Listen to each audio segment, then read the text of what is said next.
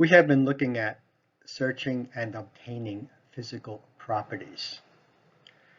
This is the last lesson in this series, the Beilstein Handbook of Organic Chemistry.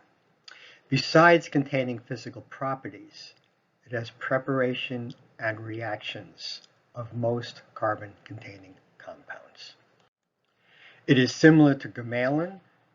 Recall that Gemalan goes back to the beginning of inorganic chemistry. Beilstein covers the beginning of organic chemistry right to the present. There is some older literature which is important, which is not in chemical abstracts, because chemical abstracts started covering the literature in 1907 with only a very small select book back before then. Beilstein covers the older literature. Just like Gemalan was selective and had only critically reviewed data, the same thing with Beilstein. It was never an attempt to cover everything in organic chemistry. That's what chemical abstracts is for. When you find data in the Beilstein Handbook, you know it has been critically reviewed and you could use it and trust it without having to go back to the original citation. Just like Gemalan was an inorganic chemist who started his handbook, the same with Beilstein. He was a very active Russian chemist despite his German name. There are his years. We use only the 4th edition. Those first 3 editions you will probably never see in any library. I've never seen them. In fact, I had to do some searching to find out what the years were. In Beilstein's first edition, which he published in 1881, he wanted to cover all of organic chemistry from the beginning until that year. He came out with a second edition 4 years later, which replaced the first edition.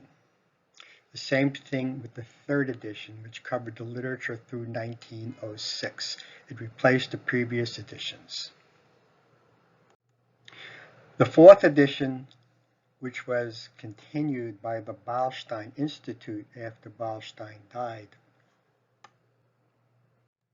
covered the literature from the beginning until 1909. Organic chemistry was growing so much that it was not feasible to make a new edition every few years.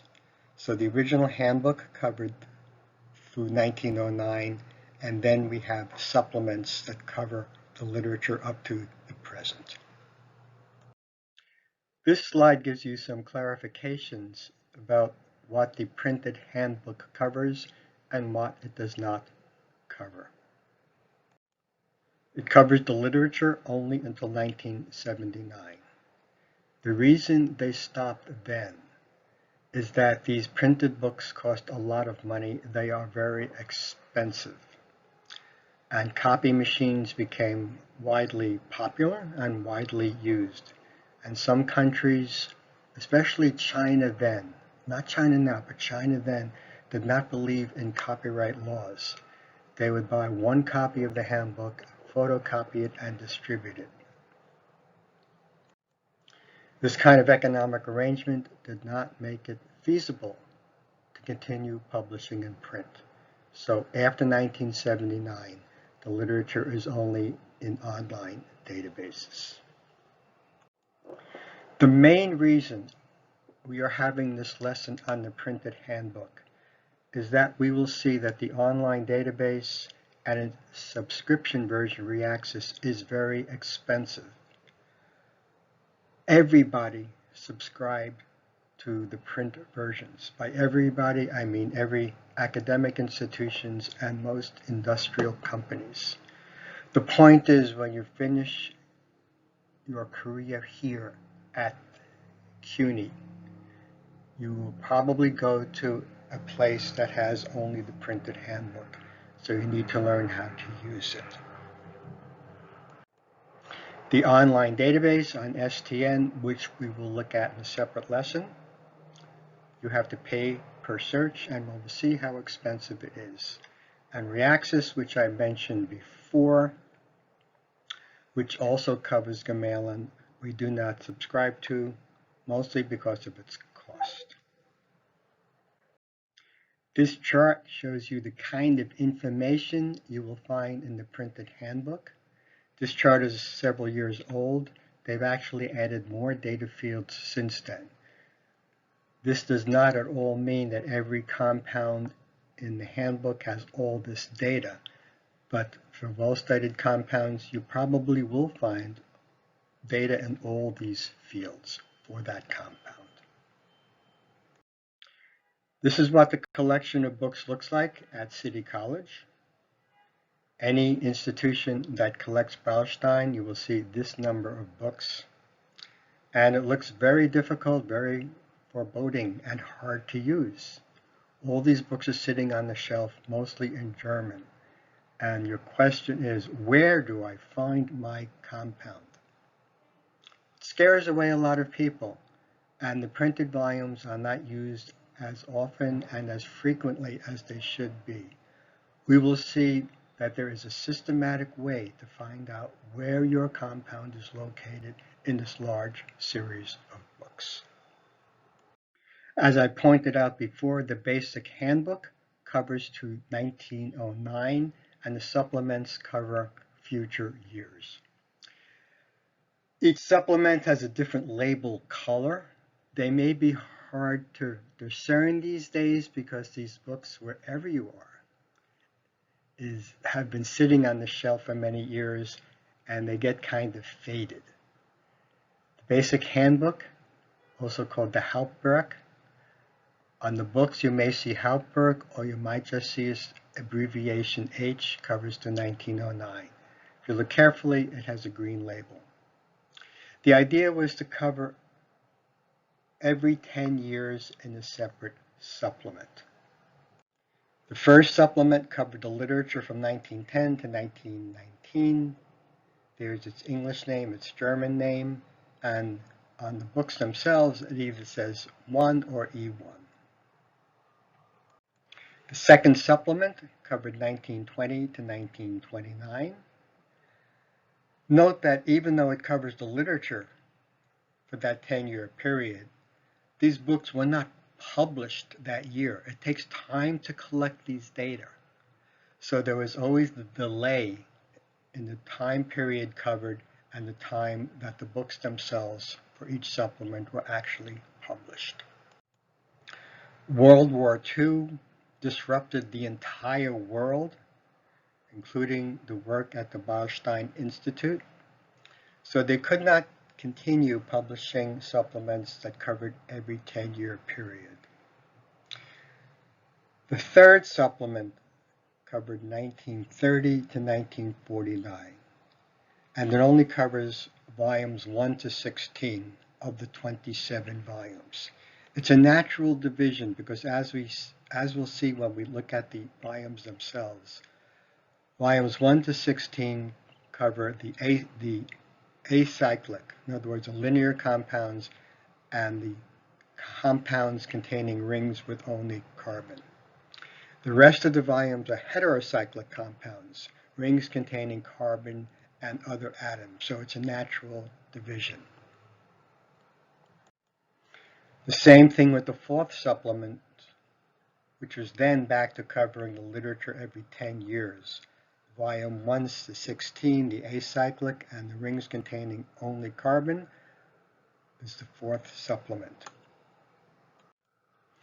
For heterocyclic compounds, volume 17 to 27, it's a combined third and fourth supplement. And you will see on the volumes themselves, on the books, it says E3 and E4. It covers 1930 to 1959. The fifth supplement, which covers 1960 to 1979, is the only supplement that's totally in English, and they only published volumes 17 to 27, the heterocyclic compounds. The first 16 volumes for the fifth supplement will never be published. Again, it comes back to publishing them in print and people will copy them and not buy the volumes that they need to. So this is the entire print coverage.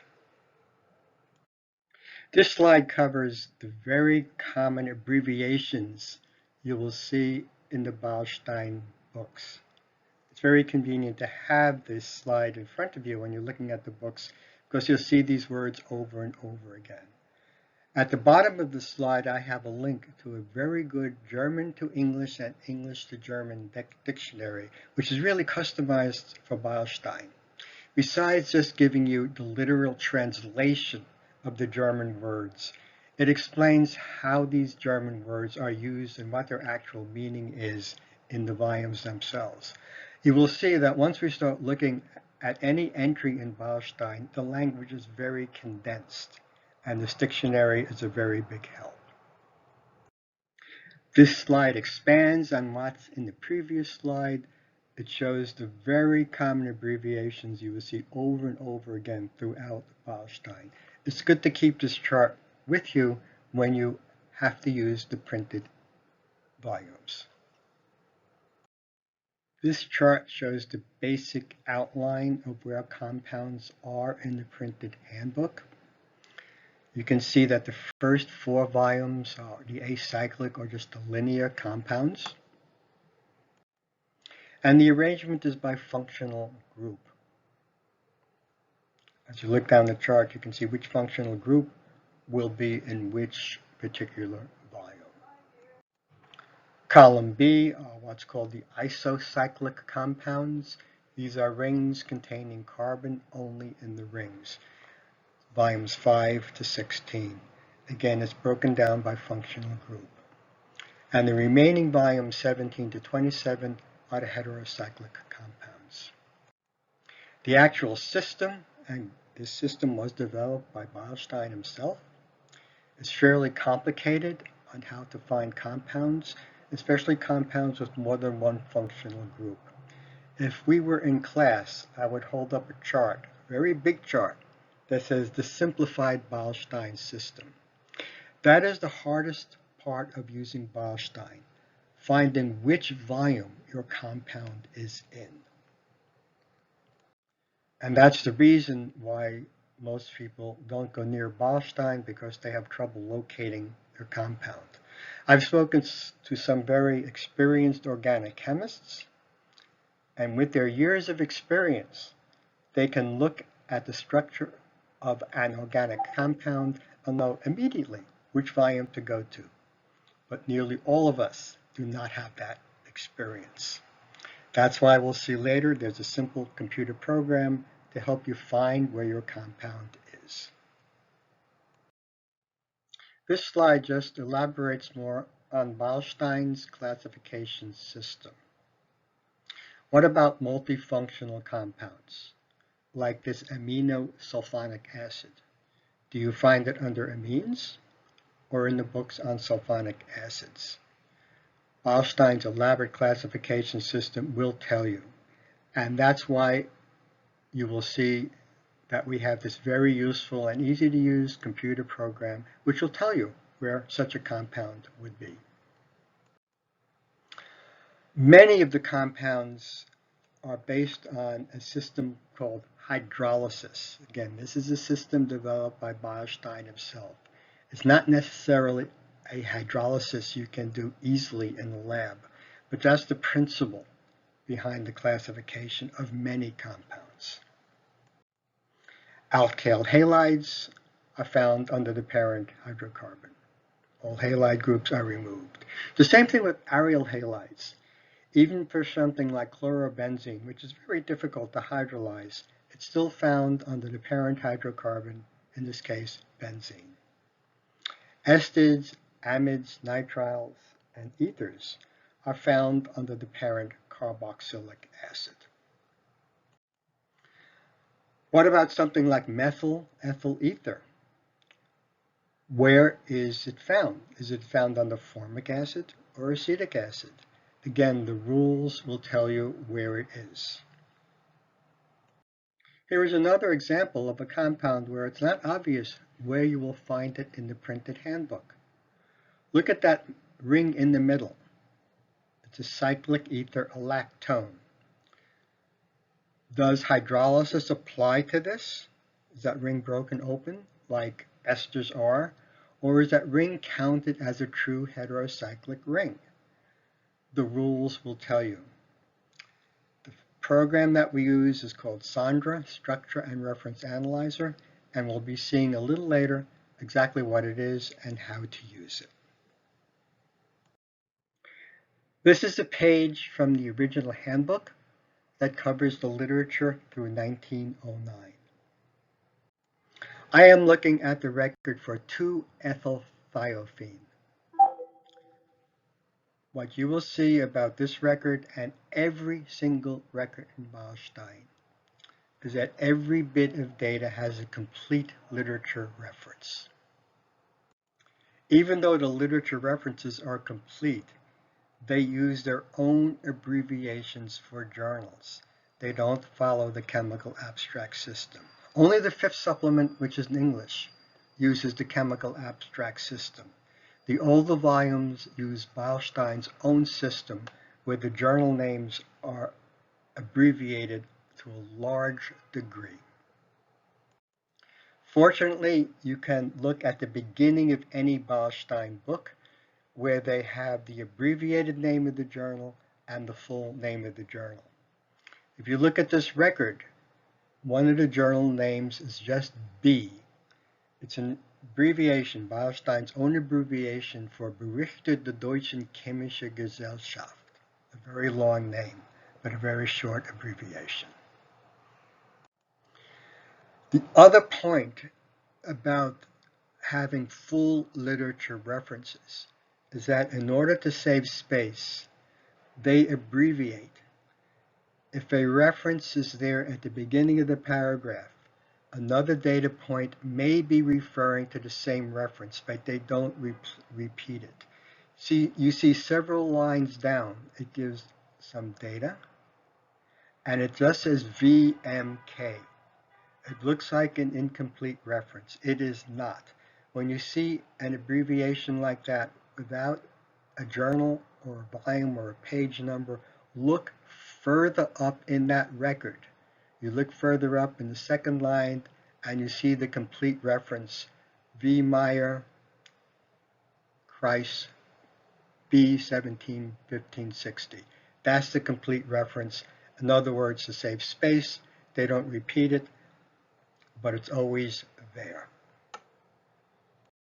Here is a record from the 3rd and 4th combined supplement, which covers 1930 to 1959. Also the page for 2-ethylthiophene.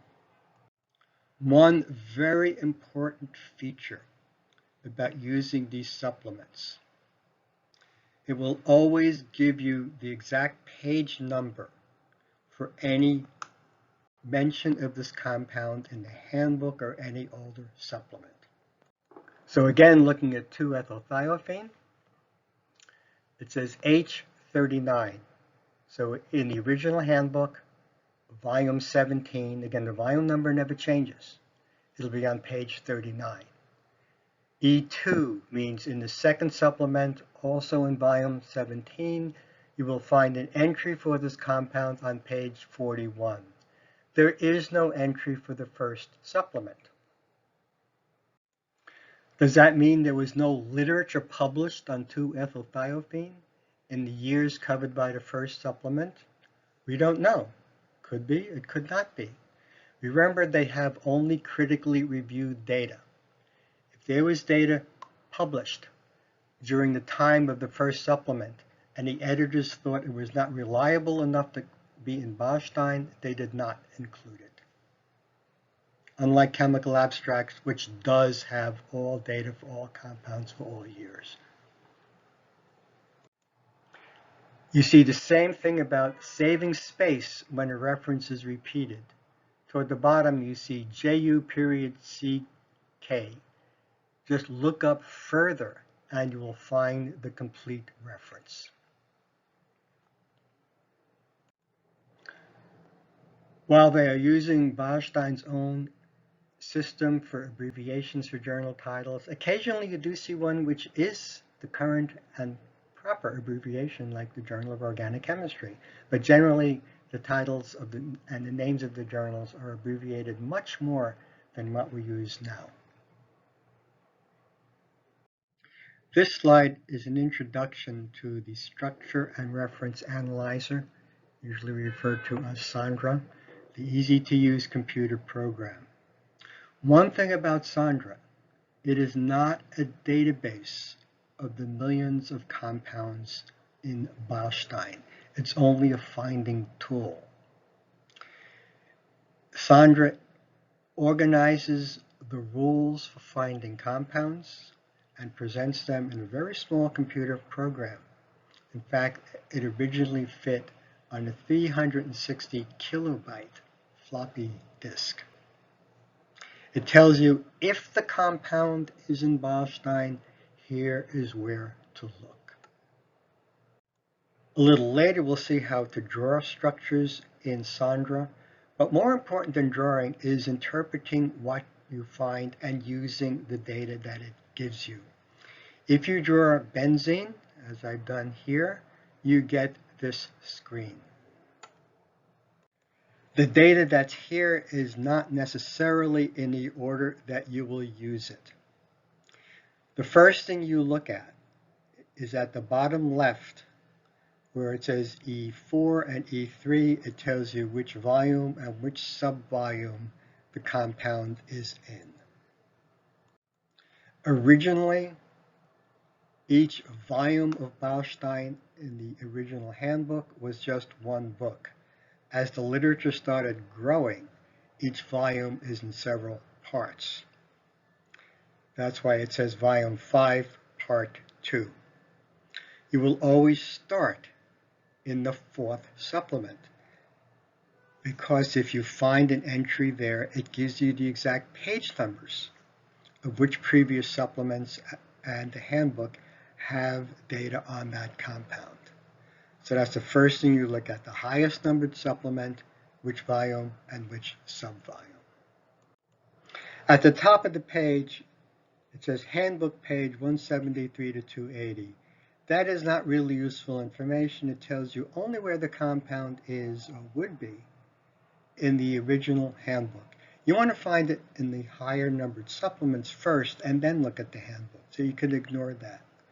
Right next to it says system number, 463 to 465. If you look back at the previous records for 2-ethylthiophene, you will see at the top of the page there is a system number. So why not just go to that system number and find your compound? For practical reasons, that will not work. These system numbers were assigned by Beilstein himself when there were very few compounds under those system numbers. If you look at any system number now, sometimes it goes on for tens or even hundreds of pages with very similar compounds. So that's not an easy way to find your compound.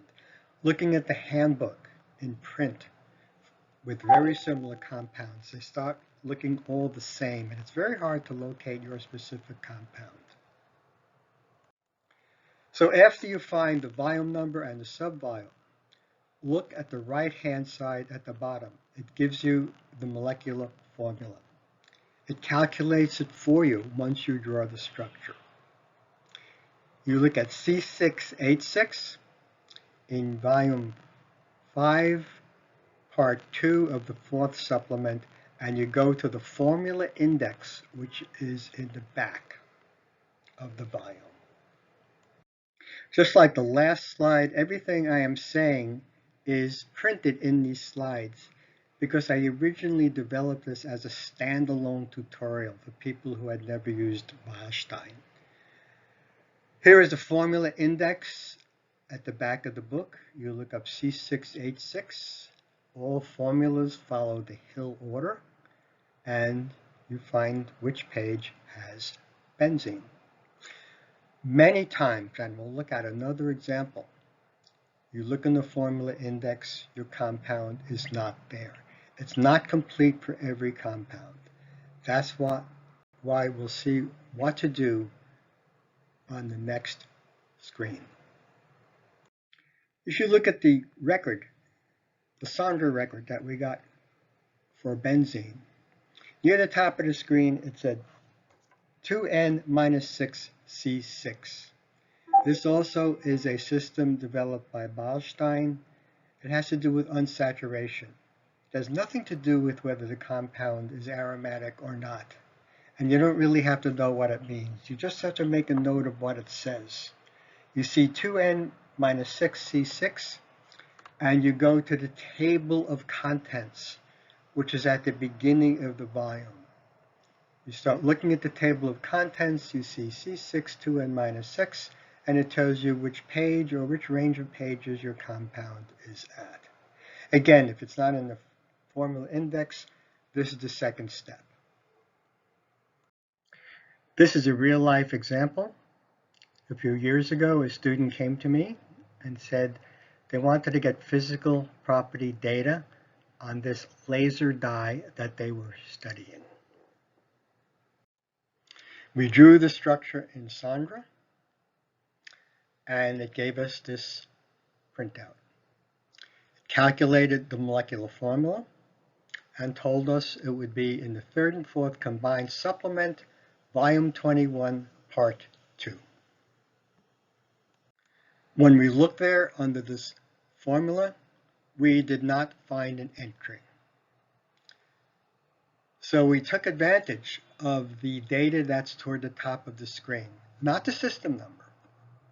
You can look up system number 3114 and you'll find it goes on for more than 100 pages. That's not practical. We used a line just underneath it, hydroxy 01 2N-11C9. Again, you don't have to know what the system means. You just have to make a note of it and then go to the table of contents, which is at the beginning of that book. Table of contents is what I'm showing here. If you look up 2N-11C9, you will find an entry, and the compound is there in Beilstein. It's not as we drew it. It's listed as the aluminum salt of hydroxyquinoline, but there is an entry for it. This slide shows you how to obtain and use a copy of Sandra. When the class met in person, everybody had an assignment where they had to find a compound in Sandra and then get data from it from the printed books. Obviously, we cannot do that now. So even though we don't have an assignment from using the printed books, I urge all of you to download and keep a copy of Sandra. As I've said before, after you finish here at CUNY, you may be going to a place that only has the printed books and cannot afford the Beilstein database, and you will be able to use and locate compounds in the printed books. It's a very easy to use program. This slide just gives you further instructions on how to use Sandra. I'm not saying any here, you can just read it yourself. This slide and the remaining slides are a step-by-step tutorial on how to draw compounds in Sandra. If you have previously used another molecular drawing program, that probably will not help you here, because this is older than most newer programs and you draw structures quite differently.